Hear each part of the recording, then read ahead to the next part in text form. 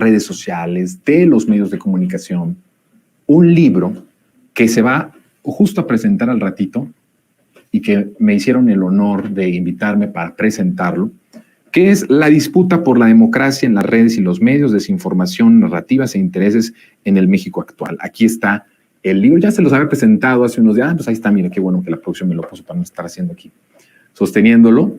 Y hoy pues tengo aquí con mucho gusto a dos de las personas que hicieron posible este proyecto. Y quiero saludar primeramente a Erika Pérez, investigadora. Erika, ¿cómo estás? Hola, bien, muchas gracias. Bienvenida, Gracias. qué bueno que estás aquí. Gracias. Y también mi querido Adrián, ¿cómo estás, Adrián? Hola. Qué gusto. Muchas gracias. Adrián Escamilla, que es parte de la coordinación, junto con mi querido John Ackerman, hacen la coordinación de este libro. Mira, yo quiero empezar por el principio. ¿Cómo se fue construyendo un libro? Ya lo leí y es un libro impecable en la cuestión de los datos, del sustento de cifras. Tiene un contenido más allá de la parte que uno pueda decir, no tiene cuestión ideológica, más bien tiene cifras, tiene fechas, tiene nombres de los periodistas, de los medios, de los tweets, de las cuentas de donde salieron las informaciones, para hacer todo este libro que habla y nos habla de un montón de temas. ¿Cómo nace, Adrián, la idea de hacer un libro de esta dimensión, con todo lo que implica? Hablas de redes y de medios. Sí, así es, Jonathan. Muchas gracias por la invitación. Un saludo al auditorio, a las personas que nos miran. Bueno, brevemente cabe decir que este libro es el primer libro que sale de nuestro Laboratorio Digital por la Democracia del Programa Universitario de Estudios sobre Democracia, Justicia y Sociedad, que dirige el doctor John Ackerman. Este laboratorio digital, que lleva por nombre Tlatelolco Lab, surge en un contexto que, bueno, todos estamos observando, de disputa por las redes sociodigitales, ¿no? Hemos pasado de un escenario donde había un optimismo por las redes, de que estas fueran espacios libres, donde fluyera la información, la democracia, donde nos pudiéramos organizar todas y todas para hacerle contrapeso a ese cerco mediático de los poderosos consorcios de comunicación, televisoras que por mucho tiempo tuvieron a este país pues digamos en un vacío informativo, nos informaban lo que querían. Entonces, estas redes que surgen con esa esperanza, con ese optimismo, pues rápidamente nos damos cuenta que se han convertido en un terreno donde también circulan discursos desinformativos, de manipulación, de violencia, en donde vemos la presencia de actores que aprovechan justo esta situación que tienen las redes, ¿no? De subir información, de que sean una participación libre, y utilizan eso para esconderse detrás de, digamos, de intereses aparentemente inofensivos, pero que en realidad llevan discursos con una carga política muy fuerte. Y además hay un actor muy importante, que son las propias compañías de redes sociodigitales, que no son neutrales, que también juegan en Hablas de las plataformas como tal, Twitter, Facebook, todos. Exactamente, ¿no? Que son las que nos ponen las condiciones para que circule nuestra información y que hoy sabemos que básicamente determinan cuando una información es verdadera o hay falsa, un sesgo, ¿no?, de parte de ellos. Exacto. Con promedio de sus algoritmos establecen lo que vemos o no en nuestras pantallas.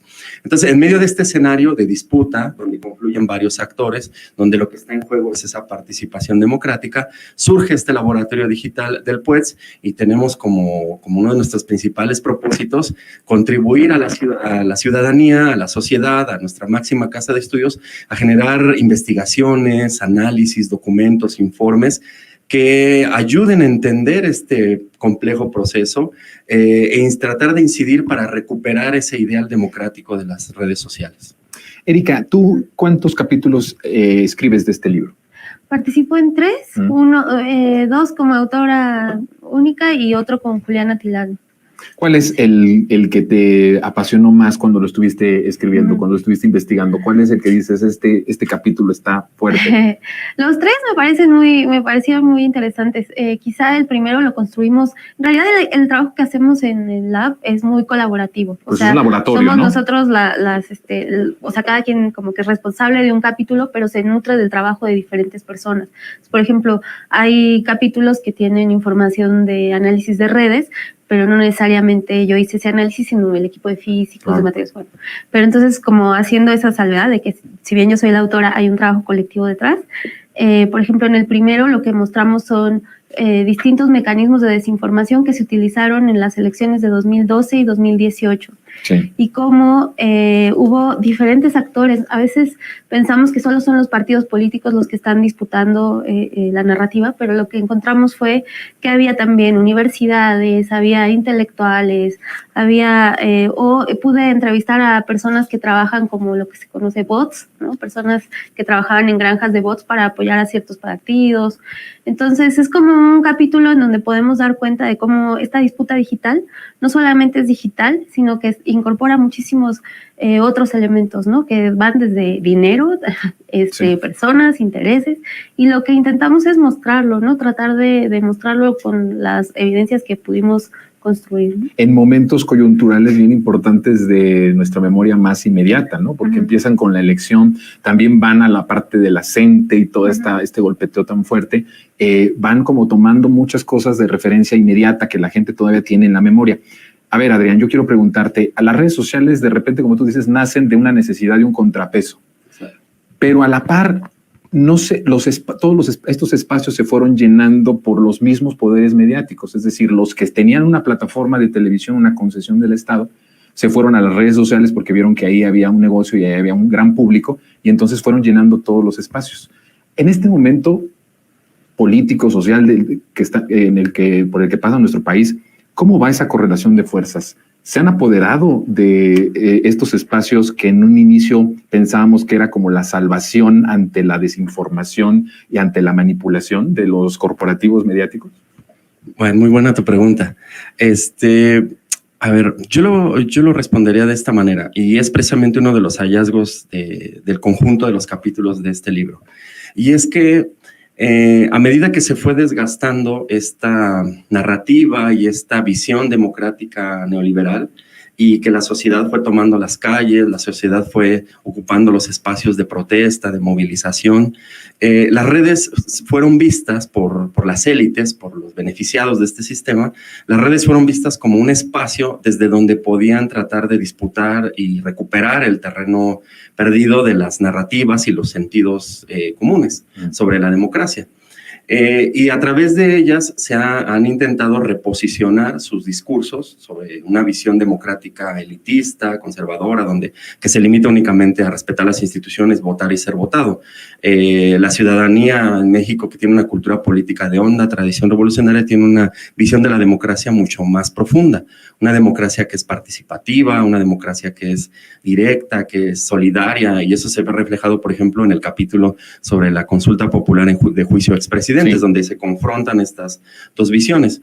Entonces, ese hallazgo que vemos en todos los capítulos, es decir, las redes como un espacio donde las élites, donde los grandes poderes conservadores, autoritarios, buscan defender el terreno político perdido, esa tesis también habría que contrastarla porque las redes ocupan un lugar en nuestra socialidad, un lugar que cada vez se está haciendo más importante, y desde allí generan sentidos, construyen narrativas, tratan de incidir, pero la sociedad, nosotros como personas, esos discursos que nos llegan a través de las redes, pues también los contrastamos con los hechos. A mí si de pronto me dicen, oye, que este mandatario es un corrupto, un autoritario, que no sé qué, bueno, pues yo veo que tiene 70 y tantos % de popularidad, yo veo que la gente lo adora, yo puedo percibir con mis otros sentidos otra situación distinta, exactamente. Entonces, por eso es que nosotros llamamos al texto la disputa, porque está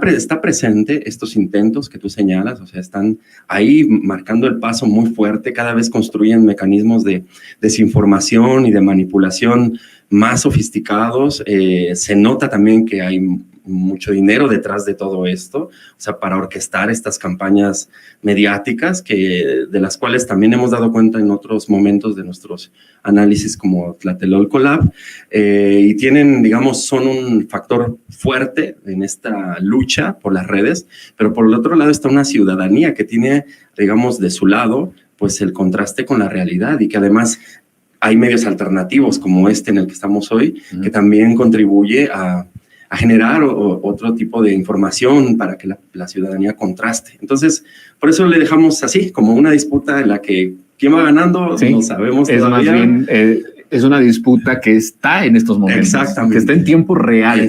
es como una disputa en tiempo real todos los días, porque cualquier tema, ahí ya hay una manera de disputarse la parte, ¿no? En todo esto, ¿en dónde está lo del cerco mediático? Por mucho tiempo hablábamos del cerco mediático, de cómo anularon las voces, todas las voces que fueran contrarias a lo que ellos pensaban, y no había como un contraste de opiniones. ¿Cómo ha sido con este nuevo actor o estos actores en las redes sociales la intención de esta arquitectura política que ustedes lo titulan, de hecho así en el capítulo 5? ¿Cómo ha funcionado ese cerco mediático con estos nuevos actores de las redes sociales? ¿Contribuyen a crear de una forma mucho más salvaje, por decirlo así, esta arquitectura del cerco mediático? ¿O sí ha sido como un contrapeso y para que otras voces intervengan y otras voces puedan tener voz? Sí, justo el tema del cerco mediático fue, yo recuerdo, no sé si Adrián, una discusión que tuvimos en el lab muy apasionante, porque nos preguntábamos, ¿realmente se rompió? ¿O el cerco se adaptó y se está flexibilizando y está dando chance que entren algunas voces, pero otras no? Y bueno, pues como todos estos procesos comunicativos sociales son complejos, ¿no? No es tan fácil como decir, ya lo rompimos. Pero sí vemos en nuestras investigaciones, en los estudios, que sí ha habido estos otros actores que empiezan a tener un contrapeso y que justo dan posibilidad a esa disputa, porque si no, no habría una disputa, ¿no? Habría una voz que es la que se impone y ya. Pero lo que vemos es que sí hay disputa, si bien esta disputa sigue, yo creo, siendo desigual, o sea, es distinto estos pequeños medios alternativos que están, pues sí, con mucho apoyo, pero al final están frente a grandes consorcios, frente a grandes limitados en presupuestos también. Ajá, con el presupuesto, cuestiones materiales muy concretas que marcan una desigualdad, ¿no? Entonces, al final lo que nosotros decimos es, hay que mirar el escenario como completo en 3 capas, digamos, la capa física, lo que pasa con la gente afuera, en sus casas, en las calles, lo que pasa en los espacios públicos físicos, la capa digital, que serían todas estas plataformas, y la capa mediática, que serían los medios, ¿no? Entonces, si tratamos de ver de manera más compleja el escenario, ya podemos entender mejor estos juegos de fuerza y qué lugar tienen los diferentes cercos, en qué momento se hacen más fuertes, en qué momento se debilitan, y no pensar que las cosas son como unidimensionales, ¿no? Entonces, claro, muy interesante. Quisiera que me respondieran ambos esta pregunta, porque, a ver, hablan de la disputa por la democracia en las redes y en los medios. ¿Qué tanto esto puede influenciar a la gente de a pie? Porque yo he escuchado a algunos que dicen, bueno, es que las redes es una burbuja, ¿no? Por un lado, ¿qué tanto influye en el pueblo, en la gente, en la sociedad de a pie de todos los días? Y por otro lado, bueno, primero eso, creo que empezar por ese punto. ¿Qué tanto puede influenciar hacia el mexicano de a pie lo que pasa ahí? Y la otra sí sería, ¿por qué entonces es tan importante esta disputa en las redes sociales y en los medios de comunicación? Sí, muchas gracias. Bueno, también, además del carácter multicapa de nuestros análisis, también tenemos un enfoque multiplataforma. Es decir, entendemos que la conversación y el diálogo que se desarrolla en Twitter, por ejemplo, es distinto de cierta forma al que se desarrolla en YouTube, por las mismas tecnologías incluso, y también por digamos, por el carácter que luego van adoptando estas plataformas. Nosotros percibimos que, por ejemplo, en YouTube hay más participación popular, hay una mayor diversidad, o sea, es un ecosistema más plural. Se ve, sí. Bueno, aquí estamos. Sí, no, impresionante. Y Twitter es una cuestión muy peculiar, es una red en donde los discursos violentos y la desinformación circulan con mucha mayor intensidad.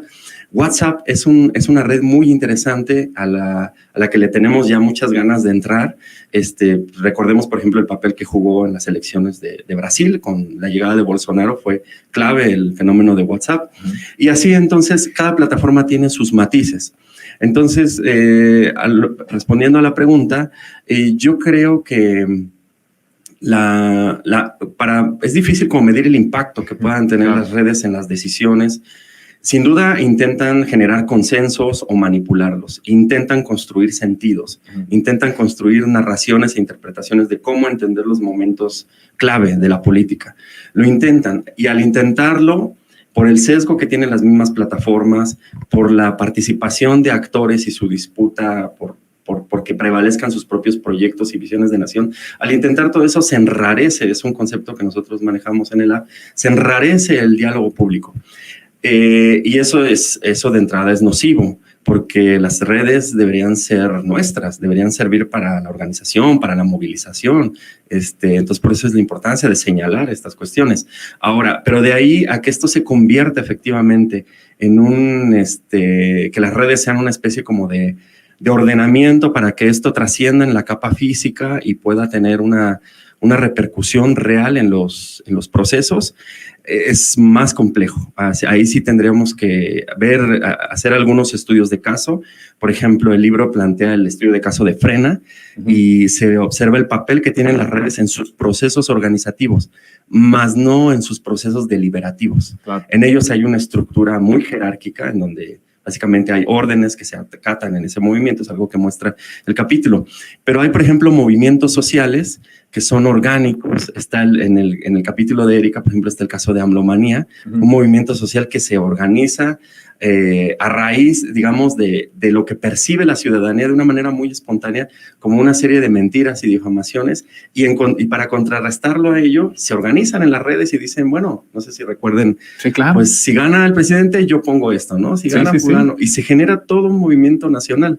Entonces, es difícil saber hasta qué punto tienen un impacto físico las redes, pero sin duda, pues son un actor político importante. Entonces, ahí habrá que ver caso por caso. Ahí tienen, decías, Adrián, una cuestión que sí se vio visualizada en la gente, ¿no? ¿La derecha ha tenido alguna que pudiera tener una repercusión? A lo mejor no en México o en el mundo, que tuviera una repercusión así o que usted la haya podido medir como la de Amlomalía. Y por otro lado también, bueno, primero eso, para que vayamos por... Bueno, en nuestro estudio vemos el caso de Frena y vemos el caso de las manifestaciones antiaborto en Twitter. Pero están como muy en el marco de lo digital, o sea, no evaluamos tanto si eso tuvo repercusiones o no en las calles. Bueno, el de Frena sí, pero es esto que decía Adrián. Y, perdón. No, lo otro que decía, lo otro que te quería preguntar era que, hablando de la influencia y de esa disputa, por ejemplo, entra un nuevo actor que es TikTok, por ejemplo, ¿no? Que no sé si ya venga medido a ustedes o apenas van a entrarle a medirlo, porque sucede algo en TikTok bien que yo he estado viendo, que hay personas que hacen videos que no tienen nada que ver con política y de repente hacen una crítica política muy además marcado en contra de la izquierda. Pasó con respecto, por ejemplo, el concierto de Rosalía en la Ciudad de México, ¿no? Entonces, este personaje que de TikTok hace un montón de parodias de todo, nunca se metió con política, pero en esta hace como un sketch en donde él mismo es el trabajador que le va a decir a Claudia Sheinbaum, no la friegue porque está gastando usted en traer a Rosalía en vez de verlo del metro. Y entonces cuando ves los comentarios, ya ves así un hartazgo en contra de Claudia Sheinbaum sin ningún contexto, sin nada de nada, atacándola. Entonces, podemos ver que empiece como a ir mutando todo esto, ocupando a personas que tienen cierta influencia con plataformas como TikTok, que más son muy rápidas, muy inmediatas y que están ahorita en los jóvenes, la mayoría son adolescentes y jóvenes que están y pueden ir captando y que ahí se vaya a disputar esto hacia el futuro. Sí, en el Lab estamos ya desde hace un tiempo tratando de abordar el TikTok, pues cada plataforma nueva tiene como sus propios retos metodológicos. Sí. Entonces, bueno, ahí con el equipo se está trabajando, pero sí hemos visto esto que tú narras, lo vimos en otros momentos, o sea, por ejemplo, en páginas de Facebook que inicialmente se construyen a partir de un tema, ¿no? Por ejemplo, una chava nos contaba que ella manejaba una página y le dijeron, tienes que llenarla de seguidores. Y era sobre cocina mexicana. Y solo publica sobre eso, cuando te digamos, vas a publicar un mensaje político. Y lo hacía, ¿no? O sea, como todas estas granjas y todos estos mecanismos, pues se van sofisticando, sí, ¿no? Claro. Al final van mutando en plataformas, en discursos, en recursos simbólicos, pues sí, discursivos. Y pues ahí estamos, tenemos que estar persiguiendo, ¿no? Es una tarea titánica esa, ¿no? Sí. La que ustedes hacen. Bueno, es que Tlatelolco Lab, yo soy fan de Tlatelolco Lab.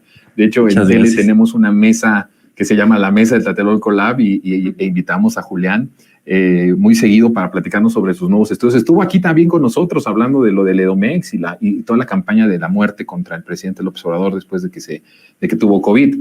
A ver, Rápidamente, yo sí quisiera saber, este libro lo podemos, además que nos den sus conclusiones y algo que ustedes quieran decir que no les haya yo preguntado, pero también que nos digan dónde puede la gente adquirir este libro, porque a mí sí me parece que todos los que estamos dentro de este espacio cibernético y de redes sociales, esto es algo imprescindible, necesitamos leerlo, o sea, se necesita leer para tener más conocimiento, más técnico, más científico de todos los procedimientos que hemos vivido, de todos los procesos que está viviendo el país y esta disputa. ¿Dónde pueden conseguirlo? Bueno, el libro está calientito, recién entregado. Lo hemos hecho en colaboración con la editorial ACAL, quienes muy generosamente les interesó desde el principio el proyecto y pusieron mucha atención en él y mucho cuidado, y nos están apoyando en el proceso de distribución y de difusión del mismo. Nosotros lo tenemos a la venta en nuestras instalaciones. Estamos ubicados en el Centro Cultural Tlatelolco, en la Torre UNAM Tlatelolco, en el piso 13, pero en la página de internet del puets.unam.mx está, digamos, una serie de instrucciones para poder adquirirlo, y hacemos entregas a domicilio en la Ciudad de México. Muy bien, qué bueno. Así es. Y bueno, Editorial ACAL va a tener su propia red de distribución. Al ratito en la presentación, nos vamos a ver otra vez, querido Jonathan, ahí va a estar a la venta el libro. Como conclusión así general, a mí me gustaría remarcar el equipo tan maravilloso de trabajo que tenemos en Tlatelolco Lab. Tenemos expertos en las ciencias físicas, en la sociología, en la antropología, en las ciencias computacionales, es decir, construimos una especie de torre de Babel académica, pero porque el desafío analítico era inmenso. Lo amerita, pues. Exactamente, o sea, para estudiar las redes y su velocidad y sus diversos recursos que tiene, era necesario, no hay una metodología establecida para ello, era necesario inventarla, construir, y estamos en ese proceso de ensayo, error, y ya en estos 2 años hemos logrado construir algunas metodologías de las cuales ya están plasmadas los primeros resultados. Y finalmente, pues animar a la gente a que discutamos estos temas, ¿no? Las redes sociales no son simples medios de información o vehículos para transmitir información, sino que son escenarios de disputa política en donde es importante luchar por ellos para construir un mundo igualitario justo en este siglo XXI. Es una gran batalla esa. ¿Cómo ves? Quería yo preguntarte si hay algo igual que existe en México o en América Latina, algo como Tlatelolco Lab, o son algo como de ustedes pioneros en esto. Sí, hay varios laboratorios digitales que en diferentes universidades o centros, pero algo que distingue es que estamos como en un contexto muy favorecedor, que es la libertad que da la UNAM, o sea, con este ánimo universitario de investigar, porque muchas veces los laboratorios están financiados por las mismas plataformas o por empresas. No, pues allá no. Entonces, la gran ventaja que tenemos como estar alojados en la UNAM es que nos permite pues explorar, ¿no? Con rigor, pero con libertad. Claro, ¿no? Claro. Pues yo les agradezco a ambos el que hayan venido a este espacio. Gracias de verdad, y nos vemos al ratito, ¿no? Ahí están sus redes sociales de tanto de Erika como también de Adrián, para que los puedan seguir. Gracias de verdad, gracias Adrián. Nos vemos al ratito. Claro que sí, gracias, Jonathan. Muchas gracias, Jonathan. O sea, gracias y ya saludos. estuvo la presentación de este libro, va a ser hoy justamente en la tarde. Yo los he venido invitando a que si pudieran se inscribieran, y si estaban aquí en la Ciudad de México nos acompañaran. Al ratito va a ser esta presentación. Por lo pronto aquí a nosotros ya se nos terminó el tiempo. Gracias por haber estado con nosotros. Mi nombre es Jonathan Pérez. Nos vemos.